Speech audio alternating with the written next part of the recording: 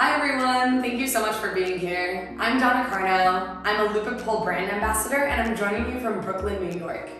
This is one part of my 4-part series, Choreographic Experimentation and Levitation.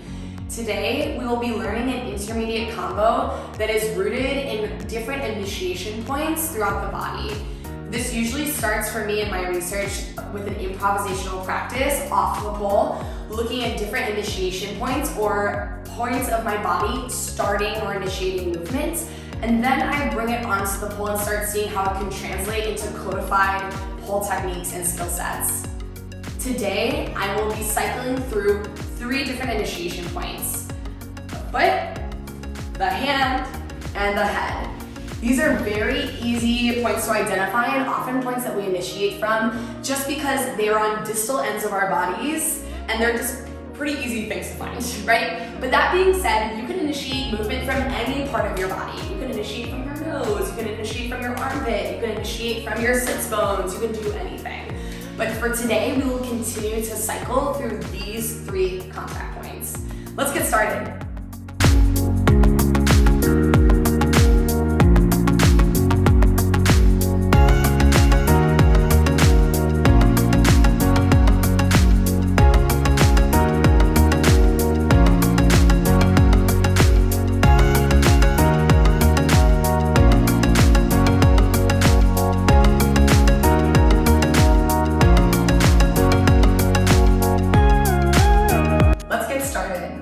We're going to cycle through, again, the 3 different initiation points: your foot, your hands, and your head. So the piece starts standing on the diagonal. Your inside leg, for me, it's going to be my right leg, is going to sweep forward, driving from my heel, articulating from my toes. Because that is initiated, the rest of my body is going to follow and have my outside hand on my left hand follow. Again, so one more time. My right leg moves forward, left arm comes forward. From there, my head is gonna initiate next. My right wrist is gonna come onto the pole. I'm gonna dive underneath my arm to grab for a back float to unwind. Once you arrive from your back float, you're going to initiate with your left toes, ronde-jambing around and over crossing behind you. From there, your hand will follow, diving behind your lower back and letting your head come next. So I'm circling around and then bringing my left hand to the pole. I like to make an L with my bottom hand and push into the base.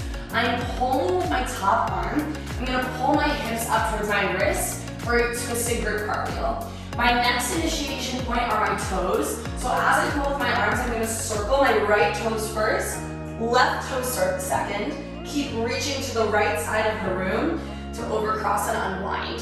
To unwind, I have to release my hand off the base of the pole, bend my knees, and come to this very attractive position where my right hand is all the way behind my back. My next initiation point is my hand.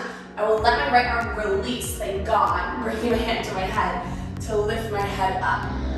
Once my head has lifted up, I'm going to initiate with my right toes, circling around, overcrossing. From there, my right hand is gonna come underneath in my tray table to grab a pole. My next initiation point is my head. I'm gonna let my head dive all the way underneath. So I've changed from my tray table to my cup grip. From here, we're gonna take a back step, keeping your right foot anchored, making sure your right hand is slightly higher than your shoulder, circling your left toes around, opening your chest for your back step. I end up facing the pole. Once you're facing the pole, your right hand is still high in cup grip. We're going to go forward for a shoulder mount flip. Your right hand will have to scoot up just a little bit, and then you're going to step forward to bring your left trap on the pole. You're gonna bring your left hand low in cup grip, so it's as if you're preparing for a shoulder mount, because you are. You're gonna wrap your elbows in, push off your inside leg, and then let your toes drive you up and over. I'll show you first, and we'll break down the mechanics a little bit more. For this shoulder mount flip, again, I'm fully inverting my body. So it's really important to get your hips as high as you can over your shoulders. When you do this flip, you want to bring all of your legs to your shoulder side of the pole. Yes. No. All to the shoulder side of the pole. When you pull up, you will feel your like side of your leg or your Adidas stripes like graze the pole as you push off your inside leg. When you pull, that leg will come up, and then at the top you switch. So that jackknife action adds like a little dynamic moment. Again, so my initiation point was my head. I'm going to step forward with my toes, bring my hands to the pole, drive my head back, my toes follow. After your shoulder mount flip, your toes are your next initiation point.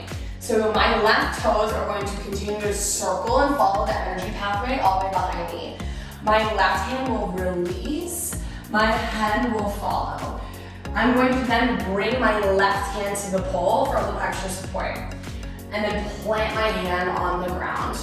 From there, my toes are my next initiation point. I'm gonna circle my right toes around to step through. My hand initiates next by pulling forward to step across my right leg for a low lunge.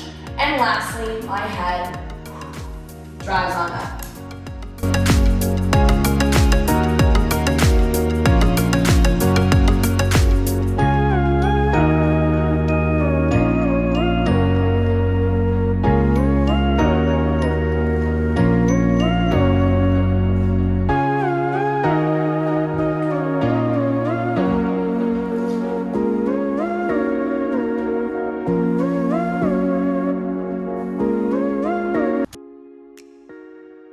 Thank you so much again for joining my Lupa tutorial. Again, this is one part of my 4-part series, Choreographic Experimentation and Levitation. Again, I'm Donna Carnow. My Instagram is @DonkaKong. Feel free to tag me if you try out this combination, or if you just explore moving and initiating from different parts of your body. Feel free to share your work and your research with me as you move forward in your choreographic journey. I hope to see you soon. Have a beautiful rest of your day.